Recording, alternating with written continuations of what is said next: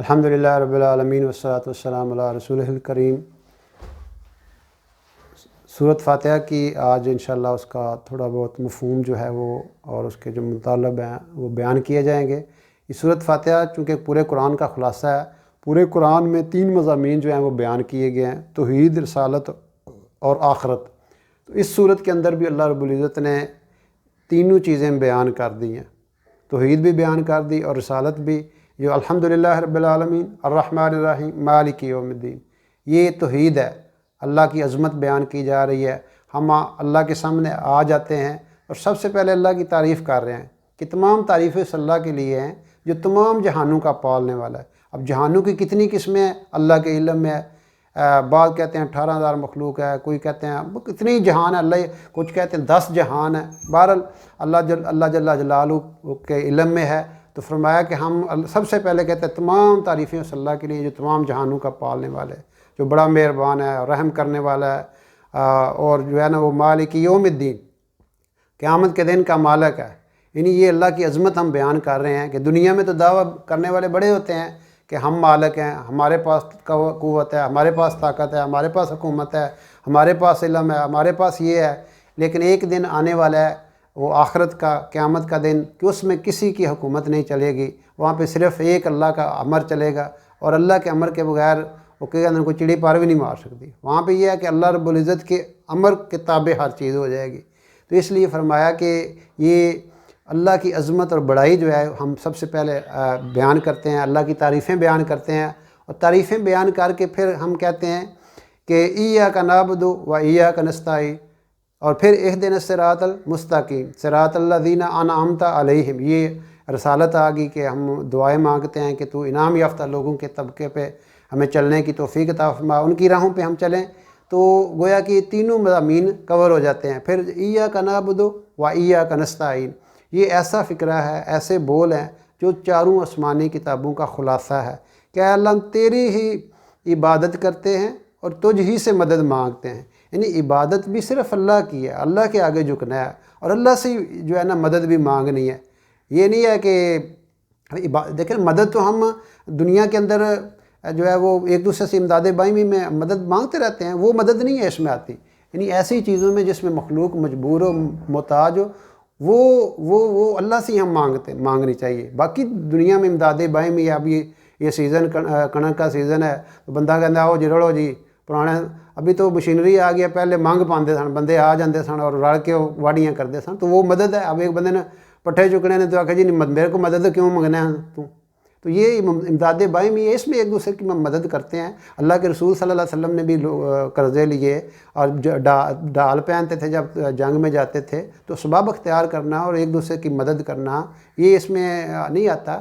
یہ تو آتا ہے کہ اب ابراہیم علیہ السلام آگ کے اندر پھینکے جا رہے ہیں اور اس وقت فرشتے آتے ہیں جی ہم آپ کی کوئی مدد کر نہیں، ایاک حسبی اللہ و نعم الوکیل نعم المولا و نعم النصیر، میں اللہ سے جو ہے نا وہ اپنی مدد مانگتا ہوں۔ یہ ایک ہائیسٹ لیول ہوتا ہے تقوی کا اور توکل کا اور اللہ کی ذات پہ بھروسے کا، کہ وہ صرف اور صرف بندہ اللہ کے ساتھ اٹیچ ہو جاتا ہے، پھر وہ مخلوق کی بھی مدد نہیں لیتا۔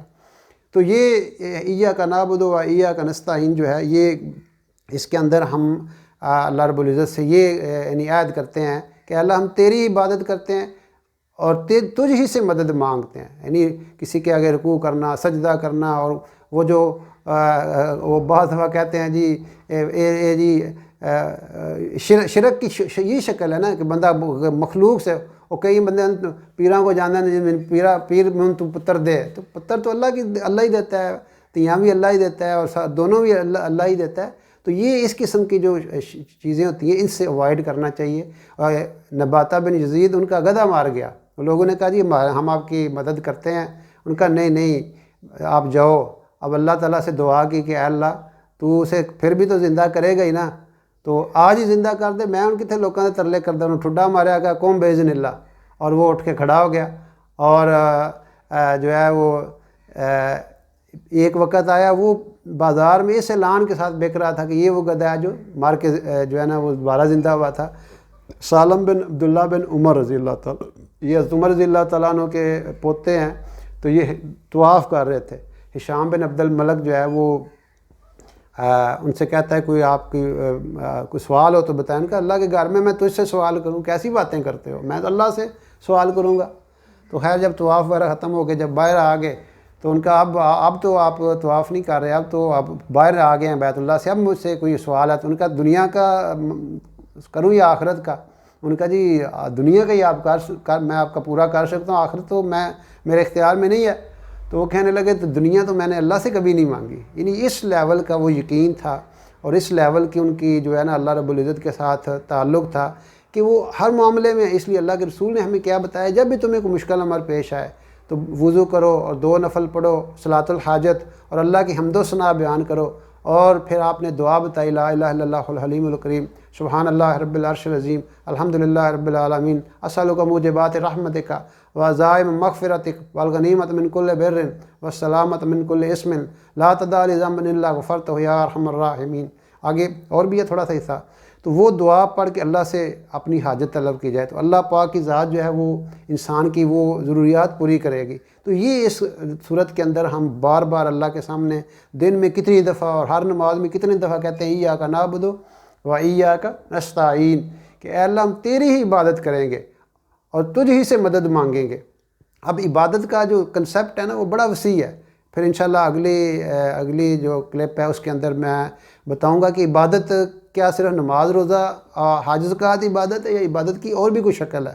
تو اللہ رب العزت ہمیں قرآن پاک پہ چلنے کی اور اس کی سمجھ اور اس پیغام کو ساری دنیا میں پہنچانے کی توفیق عطا فرمائے.